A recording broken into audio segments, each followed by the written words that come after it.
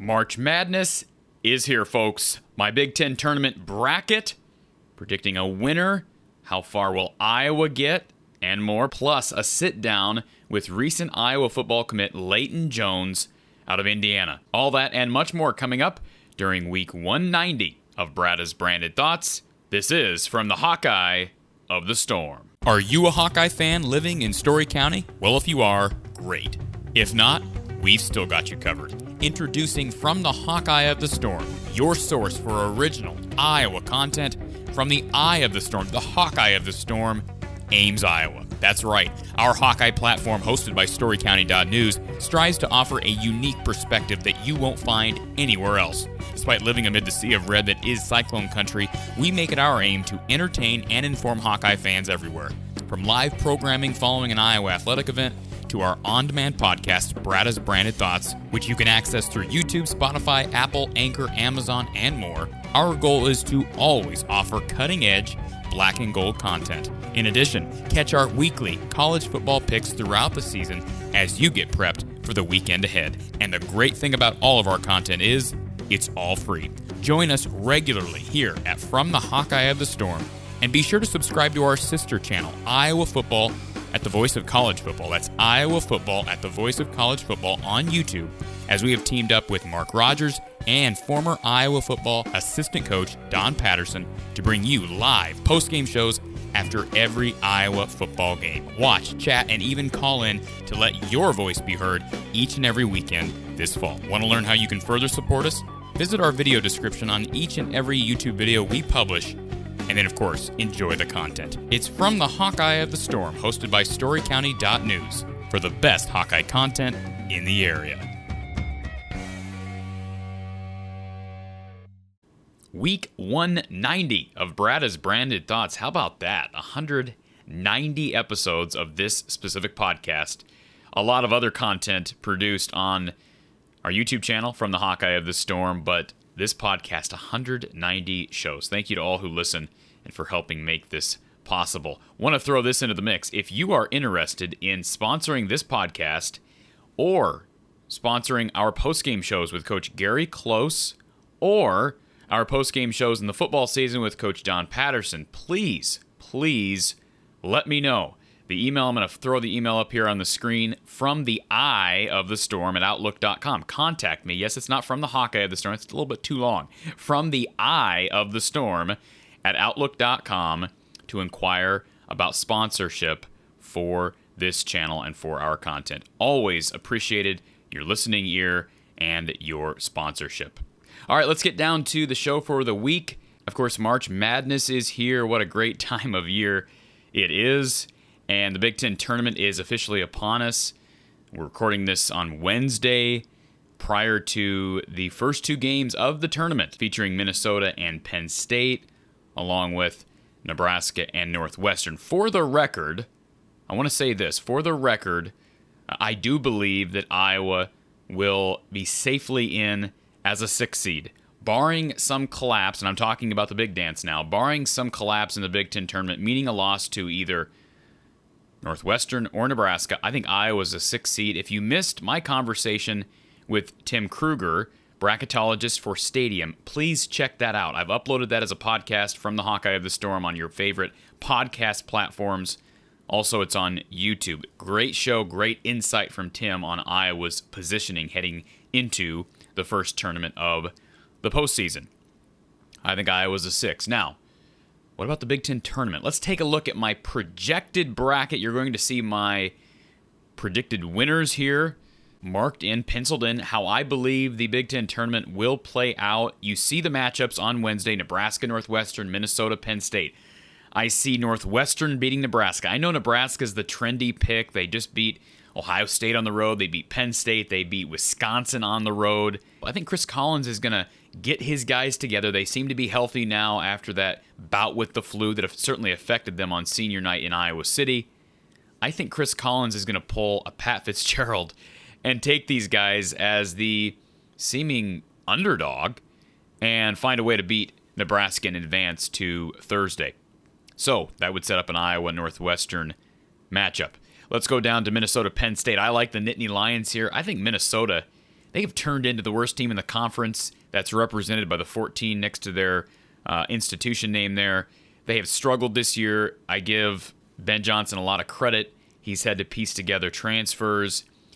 Jamison Battle's been really good, but it's hard to do this in year one. I think he'll get things done there in Minneapolis, but Penn State, even though Micah Shrewsbury is in a similar position, too much experience, John Hara, etc., they find a way to get it done and move on to the next round. So Thursday matchups. Let's take a look at the first one. Indiana, Michigan. Early morning game, 10:30 a.m. game on Thursday. I like Indiana. I like Indiana to pull off the upset, and here's why. Indiana's desperate.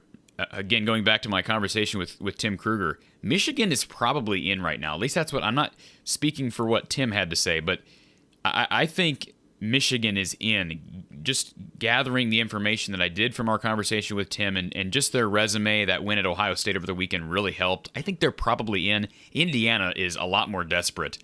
They are probably out right now. They need a win, and I don't know that beating Michigan gets them in, but boy, it gets you a lot closer. I think they play with more desperation and sense of urgency, and they advance. Northwestern, Iowa. I like Iowa. Northwestern's going to play a lot better than they did in Iowa City. I think they're going to give Iowa a fight, at least for a half. Iowa just too much, though. They pull away. Maryland, Michigan State. I actually went back and forth on this because you wonder what's going to happen with Michigan State. It seems like Michigan State, I go back to the Middle Tennessee loss in March Madness a couple of years back, like they're either going to flame out or they're going to flame on, so to speak. I think they're going to flame on. I think Tom Izzo, he just had a milestone victory the other night. I think they find a way to get things going in March. They beat Maryland, advanced to a game against Wisconsin. Penn State, Ohio State. This one should be interesting as well.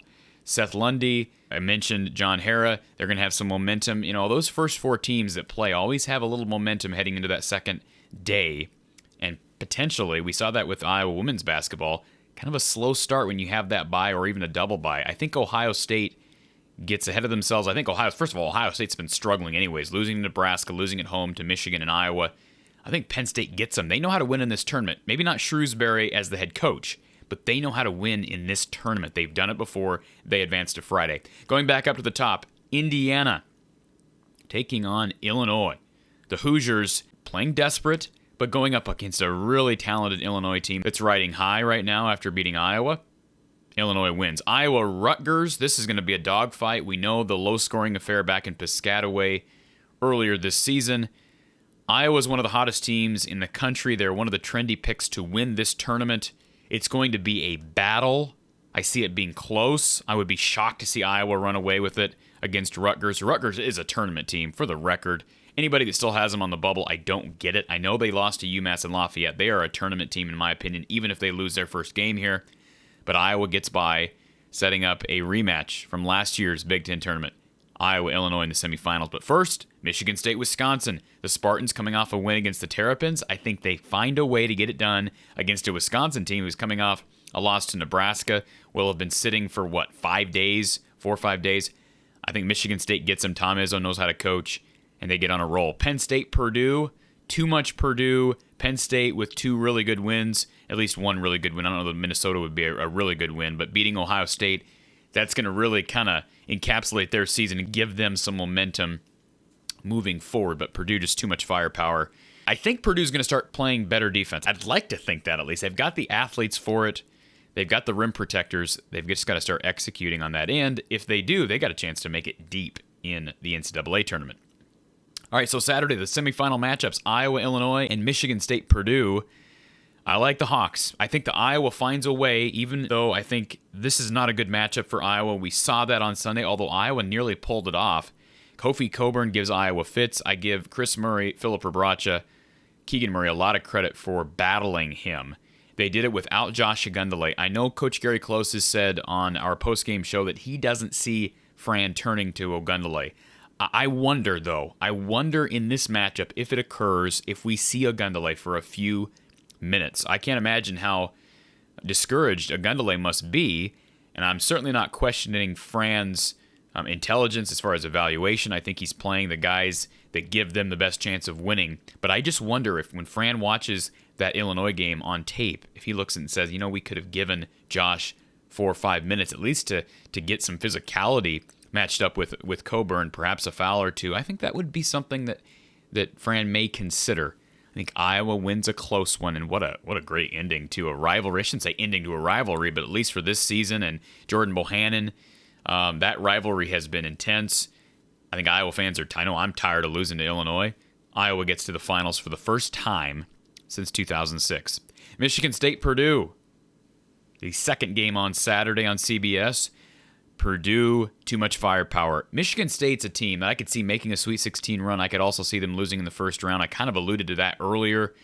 I think they'll have sort of ran the tank dry at this point. This is a team that's not super talented, doesn't have great guard play, and typically those great Spartan teams do have really good guard play, whether that be Gary Harris or a Corey Lucius. They don't have that this year. Purdue gets by and gets to the final to match up against Iowa. Who do I have in the finals? I've got Purdue. I've got Purdue, folks, but let me tell you this right now. If Iowa finds a way to make it to the finals, all bets are off, right? I mean, there's no reason to think Iowa can't knock off Purdue. Purdue is another team I don't believe Iowa matches up very well against. Traditionally, they have not, although they battled them well in West Lafayette this year, in addition to their game in Iowa City. But I do think Purdue getting that double bye helps. On Sunday, at least, it will help. And I suspect that they will play better defense as postseason play continues. Just so much talent on that roster. But it should be a great, great game if it occurs. So those are my picks for the Big Ten tournament, my selections. What are yours? Leave them in the comments. Who's going to win the tournament? Who's going to match up in the finals? A dark horse team that you see making a run? Would love to hear from you. Please leave those in the comments below. All right, the big news recently on the Iowa football front, the commitment of Brownsburg, Indiana native Leighton Jones. Leighton, a tight end in high school, defensive end as well, projected as a center at Iowa. A center at Iowa. Not going to doubt Kirk Ferentz and George Barnett. They certainly know the position well. Let's talk to Leighton, get his perspective on the upcoming position move and why he chose the Hawks. Pleased to be joined by recent Iowa commit, Leighton Jones out of Brownsburg, Indiana. Leighton, an athlete, considered by recruiting pundits to be an athlete, but has played just about everywhere on the football field. Leighton, you've been a tight end. You've played defensive end. You were talking about your experience at tackle. But despite all of that, Iowa sees you as a center. So we'll get to that here in a moment. First of all, welcome on the show and appreciate you making the time. Yeah, thanks for having me. And for anybody who's not aware, you're in Iowa City right now, correct, as we record this? Yep. So visiting for junior day, and you told me that before we went live here with this segment, that your job this weekend is to recruit. Tell us a little bit about how you're going to recruit and help this 23 class out. Yeah, so some guys that obviously for being from Indiana, Luke Burgess, he's another really good tackle from Indiana, and really just get all the guys on board, just kind of show them like how comfortable you can be with the staff, and like just pretty much how to trust them, and just like that. I got to ask you, Leighton, before we get to your intangibles, and certainly you have an impressive track record. Your wrestling finish this past year at State is something to certainly talk about, especially as it relates to the center position, because we know the history with Tyler Linderbaum there. But first of all, your Brownsburg, Indiana high school experience. You were telling me earlier that you did grow up in Indiana. So Indiana is your home. Did you grow up a Hoosier fan, a Purdue fan? Were you? I'm assuming you were a Big Ten fan. Yeah, so most of my family is actually from Northern Indiana, so I was actually a Notre Dame fan growing up. Okay. And correct me if I'm wrong, Notre Dame did recruit you. Yeah, especially towards the end, right before I committed. So that's fascinating to me. So tell us about the reasoning why. I know it's here we are, March. You committed in the end of February. Was it February 28th? You have a date in mind? Somewhere in there, right? Yeah, I think so. Okay, so Purdue just offered you. I mean, like, at least you announced on your social media, like less than a week before you committed to Iowa. And I'm thinking, man, this guy must really want to be a Hawkeye. And then you got Notre Dame coming in after you, who hadn't offered yet, right? Mm-hmm. But I guess we could suspect that there might be an offer coming potentially. Why did you commit to Iowa? I'm certainly not knocking you for it. We're happy you're on board, but But why Iowa, and why right after the Purdue offer? Yeah, so I mean, really, it was really freshman year. The coaches can come in and see the kids, and Kelvin Bell was actually coming in to see one of our former tackles that now plays at IU, Josh Sales. I was able to meet him and introduce myself, and that was really kind of where we hit it off from there. It was like, yeah, I really liked him. Like, I want to see myself playing for him back when I had a mindset of wanting to play defensive line. Um, so he invited me to camp last summer, and as a defensive lineman, and I mean, I did really well. Kirk Ferentz came up to me after, introduced himself to me. I was like this is kind of wild. And then after that, I would think I got picked up from my wrestling coach to go to camp in Nebraska with Jordan Burroughs. I got a call from my coach saying they want me to play center, and I was just like, that's kind of weird. Like, I did good as a defensive end. Why do they want me to defensive end? And I came to their junior day during the summer, and I mean, I got in a meeting with Coach Barnett, and I was like, yeah, I want to play for them. And really, just kind of the way that the coaches work, they're honest. They don't BS anything. They expect 100% effort, and they just want guys who work hard. And I feel like that's something I wanted to be a part of. And they, I mean, believed in me from day one. So that was why I wanted to be a Hawkeye. Leighton, you have an interesting perspective because, of course, George Barnett has been here, around a year now at Iowa. So you actually are closer. You know more about George Barnett than a lot of Hawkeye fans do. So what drew you to George? What's the relationship like with Coach Barnett, and why was his pitch appealing to you? Yeah, I mean, he pretty much explained to me why I think I'd be a great fit. Being a wrestler, Tyler Barnes showed me a list of all the offensive linemen and defensive linemen that wrestled, and it was literally a phone screen length long. And I was like, all right. And then he said, undersized guys, we look for guys that, it doesn't really matter. They just want, good hard-nosed guys in the inside. And I feel like that'd be a perfect thing. And Barnett also, he's coached a bunch of NFL guys, and really Kirk Ferentz in general. Is a O-line U, and I feel like I'd have no problem sliding right into center and just developing myself, really. And as you know, Tyler Linderbaum is a former defensive lineman, converted over, and is now maybe the best center, not only at Iowa, potentially in the Big Ten, and maybe the best center out of college in the history of college football. Now, that might be putting the cart in front of the horse, but I'm assuming you watch Tyler Linderbaum a lot, especially now that you plan on playing center. What do you see in Tyler, and have you been in contact with Tyler? I unfortunately have not. I've kept up with him the draft, and I've been a few of the games, whether I was at Iowa's visits or another school's visits. I watched like 3 games. I think the biggest similarity we have is the ability to finish people down the field and go to the second level, and really just being athletic in general. So let's jump right into the strengths. We'll come back to Brownsburg, but my strengths that I see of you on tape, and I always tell every recruit, everybody who's committed to Iowa that we talk to, look, I'm no expert. That's what the coaches are. I mean, certainly I'm not going to be able to look at your tape, Leighton, and say, well, this guy's going to be a center. But I trust Kirk Ferentz knows what he's doing in that regard. Certainly he's proven that. But when I look at you on tape, I see size, and you were talking a junior. You got another year in high school. I see size. I see athleticism. And so I would suspect that Iowa sees you as a very versatile player, which would lend itself to the obvious, being able to move you to center. Talk a little bit about your strengths. Is that an accurate assessment? And what else do you bring to the field that you feel will be invaluable for the Hawks? Yeah, it's definitely a good assessment. I feel like that was probably my biggest strength, is being able to play as many positions as possible whenever. And really, another one of my strengths, I think, would be kind of just catching on and being coachable. Whatever George Barnett, Kirk Ferentz want me to do, I'll do it. You remind me a bit of Tyler Linderbaum. That's probably a good trait to have. Now, we're going to come back to this. I told you beforehand, I always ask everybody we talk to, too, is weaknesses, because everybody's got weaknesses. So we're going to come back to that. But talk a little bit about your Brownsburg, Indiana experience. What has Brownsburg given to you, and kind of familiarize Hawkeye Nation with that community? Yeah, Brownsburg, I mean, they've done everything for me.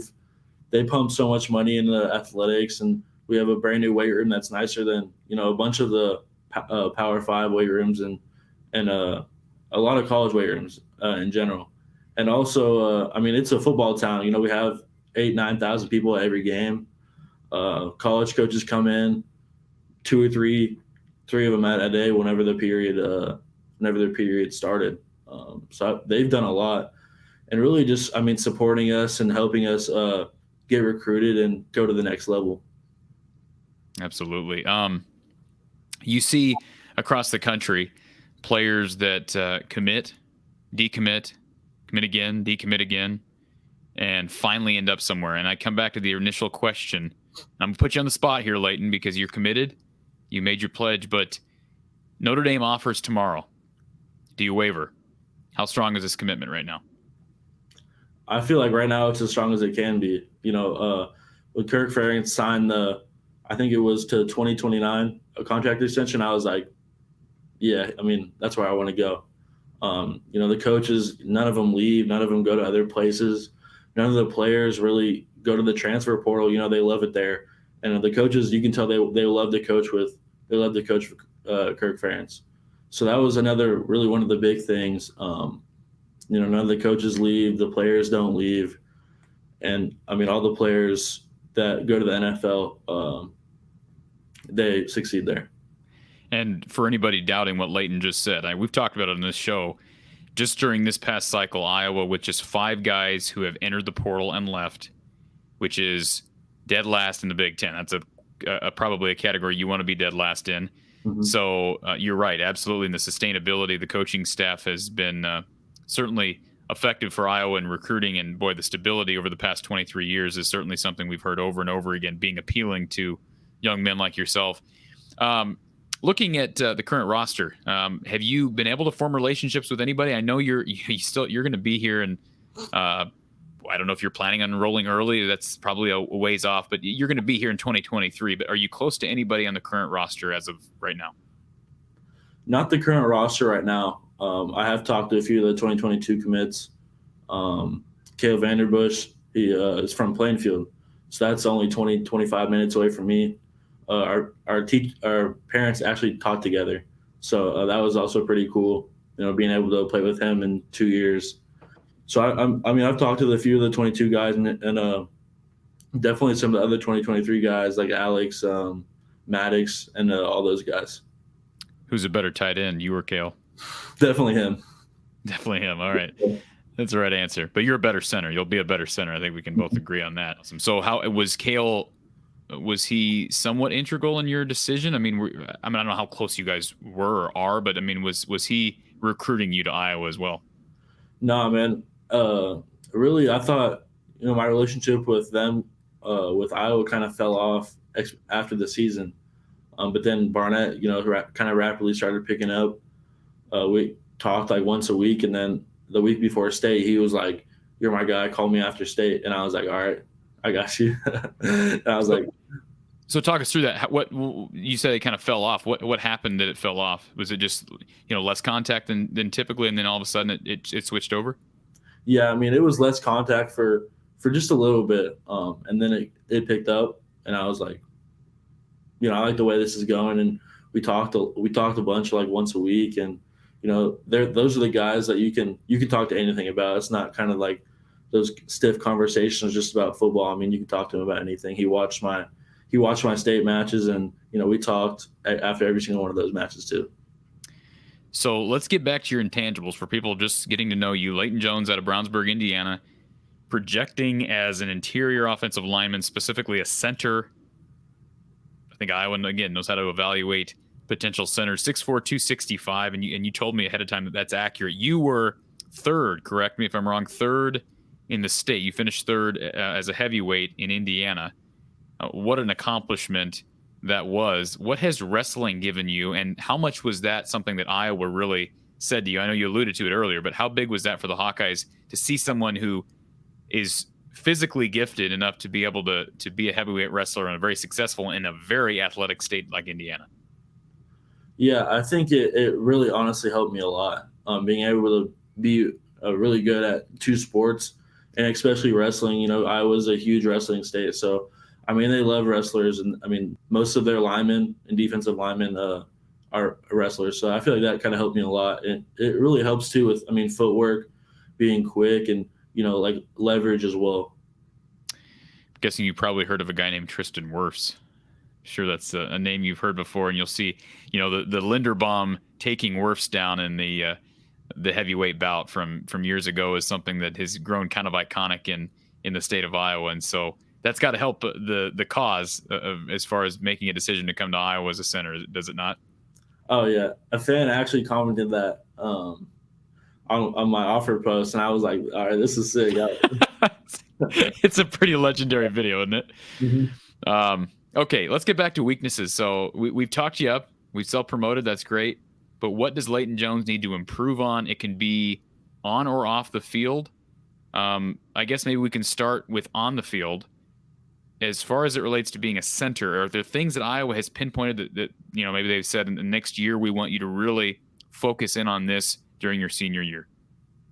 I mean, we haven't really talked about weaknesses, but obviously for me, I think I need to maybe put on a little bit more weight and really just get better at pass blocking. I feel like that'll be the hardest thing is pass blocking. Once I get the hand of that, and once I get to work with Coach Barnett, then I feel like I'm in good hands. Run blocking, I've done that since I could remember. So I feel like that's one of my strengths, and pass blocking would be one of my weaknesses. But once I get up here, I'll be in good hands. What about off the field? Is there anything that you really? I hear Aaron Graves, Iowa 22 commit. One of the things I remember he talked about is he wanted to basically have like 2 years of college done by the time he got to the university, which I thought was just made my mind hurt just thinking about it. But is there anything from a high school perspective or from a community perspective that you want to improve on or get accomplished before you get to Iowa? I kind of just want to play the best football I can until I get up there. And off the field, probably just getting acclimated to Iowa and like just living by myself will probably be another one of those hard things. Just living without your parents, the transition to freshman year. How do your parents feel about your decision to? You had an opportunity to go to Purdue, and you're probably going to have other opportunities. You had a lot of MAC offers, a couple of FCS offers, I believe, as well. And I know we didn't get to that, but some of your major offers, I can pop them up here: Purdue, Kent State, Ohio. And I may miss one, so correct me if I'm wrong here. Leighton, Ball State, Central Michigan, Bowling Green, Eastern Kentucky, Illinois State, Ohio, Toledo, Western Michigan. Maybe I'm missing one in there, but how do your parents feel about you going pretty far west? They feel they like it as much as I do. We went up here for the game day, not knowing what to expect. It's my first game day. I was just happy to be there, but I was like, this is crazy. All the fans are wild. We sat right next to the fans, and just the way the coaches, like, they know what they're doing, and the fans in the environment, the game. It was just no brainer. And what game was that you visited for, Leighton? The IU game. The IU game. Okay. Yeah, that was a pretty dominant performance. And I tell you, that first run, first game of the season, but that Tyler Goodson run to start the game, that was about as loud. Especially coming off the COVID year where nobody's in the stadium. Mm-hmm. That, and of course, the Penn State game, I heard a lot of prospects talk about that game and how loud it was. We do a post-game show with former Iowa assistant coach Don Patterson, and he, of course, was there in 1985 for the legendary, iconic Iowa-Michigan game in Kinnick, and he said that the crowd last year, at least to that Penn State game, was as loud as he's ever heard it. So the Iowa fans are locked in and ready to go as far as fan support moving forward. All right, let's get to our final topic here, Leighton, and we'll cut you loose. Let's talk about goals a bit, and this can be short-term and long-term. It doesn't have to be football-related. What goals does Leighton Jones have in front of him? Right now, next year for football, all state, all conference again, wrestling, not to lose a match, state champ. And then for college, I think, have a great GPA, nothing less than a 3.5, 3.6. Hopefully be on the field in 2 years. If earlier, that's great. And obviously, at Iowa, expectations are high. Big Ten championships, national championships are the biggest goal. And I don't want to skip over this. There is life outside of football, as we all know. Hobbies other than football, what do you like to do in your free time? So obviously wrestling, and it's kind of ironic. Whenever I'm not football or wrestling, then I'm probably playing basketball with my friends or doing something like that. Sports. Well, Leighton, it's been a pleasure to get to know you here for a few minutes on this show, and we're certainly. I look forward to seeing the offers continue. I think I'm no, recruiting guru, so to speak, but I see you getting recruited by more schools here in the coming few months, and we're happy to be able to call you a Hawkeye here in March, and we look forward to seeing you sign in December, I'm assuming. Yep. All right, sir. Leighton Jones from Brownsburg, Indiana, coming into Iowa as a center at 6'4", 265, perhaps bigger by the time he gets here. Leighton, it's been a pleasure, and we will see you in the black and gold soon. Yes, sir. Thank you so much. It's often said that Iowa kind of grooms people into their Iowa way, the professional, blue-collar, hardworking mindset. And I think there's some truth to that. But, you listen to Leighton Jones. Here's a kid who kind of already has that aura about him. He kind of already fits into the Iowa mold. I mean, just hardworking, no nonsense. He's physical. He's a wrestler. I think that screams production for Iowa, and couldn't be more excited for Leighton, his family, and for Iowa to get another guy, along with Michael Myslinski, who I think is a prospect they see playing center, to battle at that position now that Tyler Linderbaum is gone. Now, he won't be here till 23, I understand that, but Leighton should only help in competition for that very important center spot along Iowa's offensive line. Appreciate you listening to week 190 of Brada's Branded Thoughts. The Big Ten tournament starting tonight. Nebraska, Northwestern first, Minnesota, Penn State to follow, and it's the Hawks and either Northwestern or Nebraska at approximately 12:55 p.m. Central Time on Thursday, BTN. We will be with you live, myself and Coach Gary Close, right here from the Hawkeye of the Storm on YouTube. We'll be with you live, taking your chats and calls, following what we hope to be a victory and a step forward in Iowa's quest for postseason success. We'll talk to you soon.